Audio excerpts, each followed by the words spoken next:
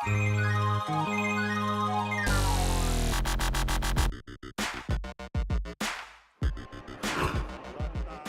abala ang ibang bata sa panonood ng TV at paglalaro ng video games pagkagaling sa school, ibahin nyo ang batang ito. Ang kanyang trip, dumiretso sa kanyang playground na gawa sa yelo.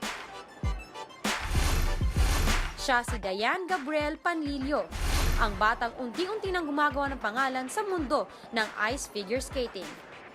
I started figure skating when I was 5 years old, like back 2009 maybe.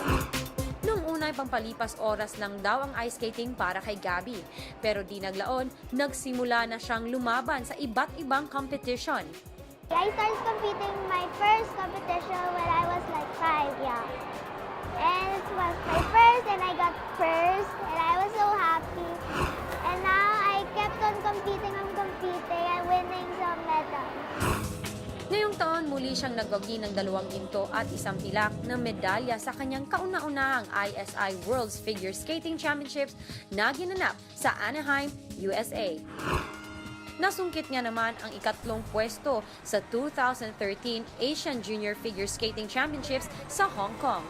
Hindi na masama ito dahil sunod lang naman si Gabby sa mga Olympian-trained Chinese skaters. She really loves skating and meron siyang determination. I noticed that she's very focused when it comes to our lessons. Very particular siya sa instructions na binibigay sa kanya. She remembers kung ano yung tinuro sa kanya. Ang mga magulang ni Gabby, todo ang suportang ibinibigay sa kanya. Yung moral support in every competition, importante yon. She just turned 10. Come to think of it, parang she's still too young to get that much of pressure. Minsan nga pati raw si Daddy nadadala sa kaba sa tuwing aapak na sa skating rink ang kanyang baby.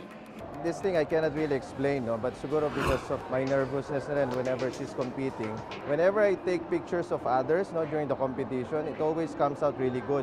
When it's her turn, no, it comes out not really good. Pero hindi lang pala sa kanyang sport bida ang batang si Gabby. Maging sa school, naunguna rin siya. Diane is one of my students whom I considered an epitome of excellence because she is doing well academically as well as with her co-curricular activities. Bilang atleta, may pribilehiyo si Gabby pumasok sa school depende sa schedule kung saan kaya niyang pagsabayin ang kanyang sport. Pero ang nakakabilib sa batang ito, nakukuha niyang pumasok araw-araw habang patuloy nang nag-iensayo. Pagkatapos sa eskwela, halatakbo agad sa ice skating arena para naman mag-training.